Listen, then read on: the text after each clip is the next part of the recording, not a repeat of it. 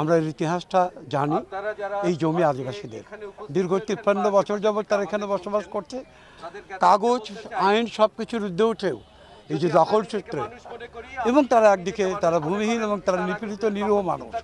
এই জমি আদিবাসীদের, এই জমি থেকে উচ্ছেদ করা যাবে না, এই জমিতে তারা থাকবে, এই আহ্বান জানিয়ে আমরা আজকে মানে আমার দাদা দাদিদের বসবাস থেকে আমরা এখানে আছি। আমার দাদা দাদিরা মারা যাওয়ার পরে আমার বাবারা ছিলেন, তার থেকে আমরা এখন এখানে আমাদের জন্ম। এখন এখান থেকে আমাদেরকে উঠাই দেওয়ার জন্য আসছে আর বলছে যে উঠে যেতে হবে। উঠে যেয়ে আমরা কোথায় যাব? আমাদের নাই ঘর, নাই বাড়ি, নাই জমি। ওরা এখন যদি উঠে যেতে বলে তাহলে আমরা এখন রাস্তায় গিয়ে দাঁড়াবো না কোথায় গিয়ে দাঁড়াবো?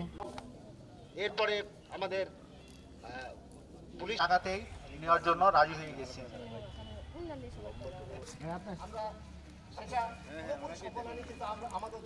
আমরা আলফেজ স্মরণের কথা স্মরণ করতে পারি। আমাদের এই সংগ্রামে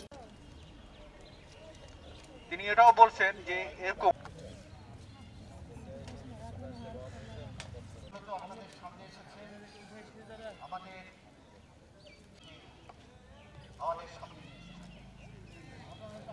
এখানকার আদিবাসী জনগণ এখানে এসেছিল। আপনারা ইতিমধ্যে জানেন যে আপনি কেন এই 30 লাখ টাকা এদেরকে দিচ্ছেন। আমরা জেনেছি যে এখানে যে আদিবাসী সম্প্রদায় গত 53 বছর ধরে এখানে বসবাস করছে, তাদেরকে এখান থেকে উচ্ছেদের যে পরিকল্পনা যে চলছে সেটার বিরুদ্ধে আমরা এখানে দাঁড়াতে আসছি। এবং আমরা চাই যে এই অমানবিক নির্যাতন যে সারা দেশ জুড়ে এবং এখানেও আদিবাসীদের উপর নির্যাতন চলছে, এই অমানবিক যে অবস্থা এটার তীব্র নিন্দা জানাতে এখানে আসছি। আমরা যেখানে দাঁড়িয়ে আছি এখানে পাহাড়িয়া আদিবাসী জনগোষ্ঠীর মানুষের বসবাস করে।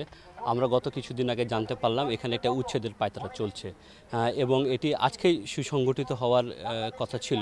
আমরা তার তীব্র নিন্দা প্রতিবাদ জানাচ্ছি এবং এখানে যে প্রান্তিক আদিবাসী জনগোষ্ঠীর মানুষজন থাকে তাদের বসবাসের কোনো স্থান নাই। এখান থেকে তাদেরকে কোনোভাবেই উচ্ছেদ করা যাবে না এবং তাদেরকে এখানে সঠিকভাবে যেন সরকারি কাগজপত্রের মধ্য দিয়ে এখানে স্থায়ীভাবে বসবাসের দাবি আমরা আজকের এই মানববন্ধন থেকে জানাচ্ছি।